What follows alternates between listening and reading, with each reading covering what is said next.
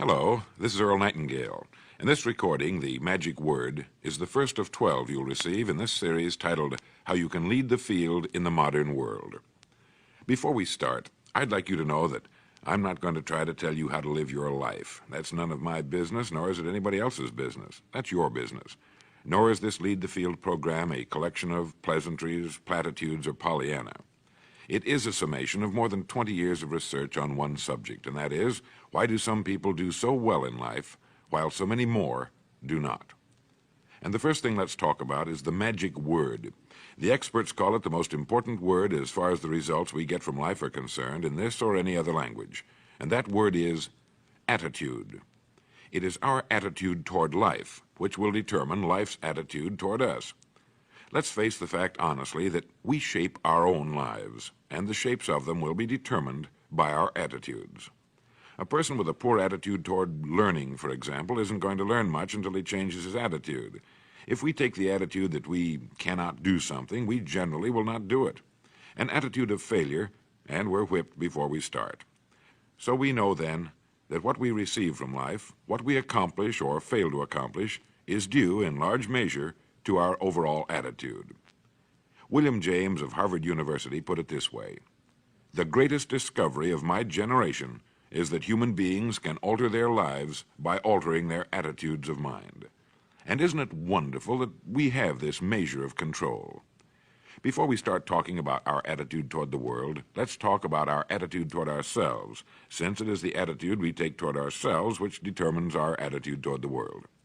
Now, right here we come to a rather strange fact.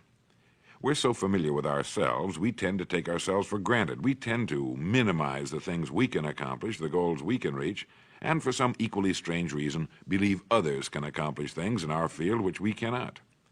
There are literally millions of human beings living narrow, darkened, frustrated lives, living defensively, simply because they take a defensive, doubtful attitude toward themselves, and as a result, toward life in general. Many people are suspicious of and oppose change, yet change is the one thing in life on which we can absolutely count. People who stay young all the years of their lives not only welcome change, but see it for what it really is: new opportunity, new chances for further fulfillment. Attitude is a reflection, a result of a person's will. It is incalculably powerful. It can bring about marvelous results for us, but we need to train it patiently, day by day. Now let's talk about the attitudes of people who are successful, the top 5% of the people who go sailing through life from one success to another and who, even when they fail at something, shrug it off and head right out again.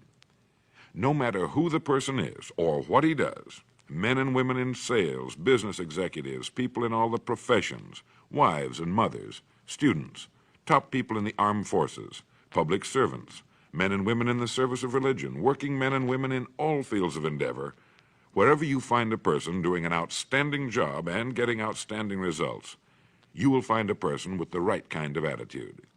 These people take the attitude toward themselves that they can accomplish what they set out to accomplish, that there's no good reason on earth why they can't be competent, successful. They have a healthy attitude toward themselves and, as a result, toward life and the things they want to accomplish. And because of this, they achieve some remarkable things, and they come to be called successful, outstanding, brilliant, lucky, and a lot of other things. They're quite frequently no more brilliant or outstanding than the majority of the people by whom they're surrounded. But they did develop the right attitude, and they found their accomplishments not too difficult, and many times surprisingly easy, simply because it seems that so few are really trying, really believe in themselves. Successful people come in all shapes and sizes and in widely varying degrees of intelligence, background, and so on. But they all have one thing in common. They expect more good out of life than bad. They expect to succeed more than they fail. If you want something worthwhile, take the attitude that there are a lot more reasons why you can have it than there are that you cannot, and set out to earn it. Go after it, work at it, ask for it, and 9 times out of 10, you'll get it. Our environment is really a mirror of our mental attitude. If we don't like our environment, we have to change our attitude first. Now, the world plays no favorites. It's impersonal. It doesn't care whether we change or not. Adopting a good, healthy attitude toward life doesn't affect the world and the people in it nearly as much as it affects us. It would be impossible to even estimate the number of jobs which have been lost, the number of promotions missed, the number of sales not made, the number of marriages ruined by poor attitudes. But you can number in the millions the jobs which are held but hated, the marriages which are tolerated but unhappy, all because of people who are waiting for the world and others to change toward them, instead of being big enough and wise enough to at least make a test which will prove beyond any shadow of a doubt where most or at least a big part of the trouble lies. Studies made of the lives of literally thousands of successful people have shown that they radiate confidence, assurance, they expect success, and they get success. You can spot these people by the way they walk, by the way they look and act. You can feel it about them when they enter a room. They may be short and fat, or tall and thin, or any combination in between, but they have about them the attitude of success. In the record Greener Pastures, I'll get into this next statement, but right now I want you to realize, if you don't already, that in 5 years or less, you can get right to the top of the work you're now doing. I know this, but the important question here is, do you know this? The minute you do know it, you'll have this right attitude I'm talking about. The easiest and most effective means of forming a good attitude habit is to begin to act as though you have a good, positive, expectant attitude toward life. That's right. Begin right now to walk, act, and look as though you belong to this group. If you're already in the top 5%, you'll know what I mean. If you've never tried it, you'll be amazed at what happens. Actions trigger feelings, just as feelings trigger actions. Now, let me tell you of a little test you can make which will prove beyond any shadow of a doubt that a good attitude can change a person's life as dramatically as walking from a darkened room into the bright, clear light of day. Not long ago, I read a line which went, "Life is dull only to dull people." This is true, but it also could have read, "Life is interesting only to interesting people," or "Life is successful only to successful people." Now, what I'm trying to say is that you must first become, mentally, from an attitude standpoint, that which you wish to achieve. A famous restaurateur was being interviewed by a reporter who asked, "When did you become successful?" He replied, "I was successful when I was sleeping on park benches, because I knew what I wanted to do and that I would do it." In short, his attitude had been one of success, of expecting success, long before the material, the tangible rewards of success had been earned.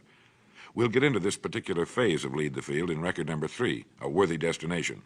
But for now, remember that a person must act, look, and because of these things, feel successful before the success he seeks can come. Chances are you know people who seem to be what others call lucky. All kinds of good and wonderful things seem to happen to them, and they give the impression of happily sailing through life, having a wonderful time, and getting more accomplished in a year than most people do in 5. This has been figured out fairly scientifically, and if anyone will conscientiously go about the test I'm going to recommend, and stay with it every day for the next 30 days without fail, that person can join this small, happy, and extremely productive group of people. He'll find himself becoming lucky, as they say, and most of his problems will pretty well take care of themselves. Of this you can be sure. The results will be nothing short of amazing.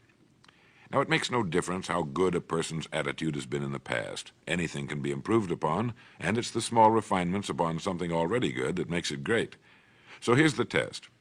For the next 30 days, act toward the world, everything and everyone with whom you come in contact, with the attitude which represents the kind of results you want to achieve.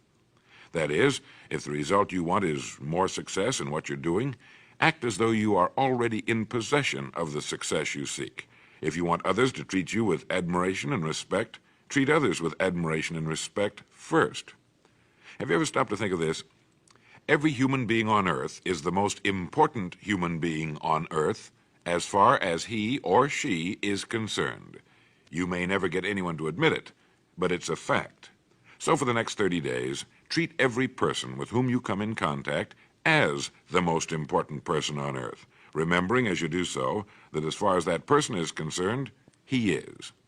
Now, the reason I say treat everyone in this fashion is mainly because this is the way human beings ought to treat each other, and because it will help you form a habit that will bring you amazing and delightful results for the rest of your life. Have you ever noticed that the higher you go in any organization of value, the nicer the people seem to become? You see, the bigger the person, the easier it is to talk to him, to get along with him, to do business with him. Do you know why? It's because he's got a good attitude, and people with the best attitudes just naturally gravitate toward the top. So for 30 days, act toward others and the world at large in exactly the same manner you want the world and others to act toward you. Treat your wife or husband as the person he or she really is, the most important person in your life. And the same with the children. Carry out into the world each morning for 30 days the kind of attitude you would have if you were the most successful human being on earth.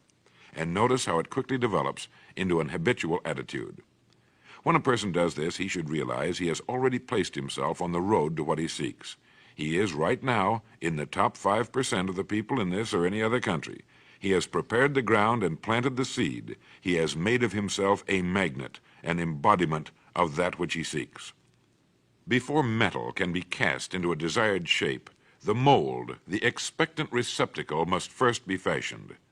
Before a building can be erected, the excavation must be made and the foundation laid.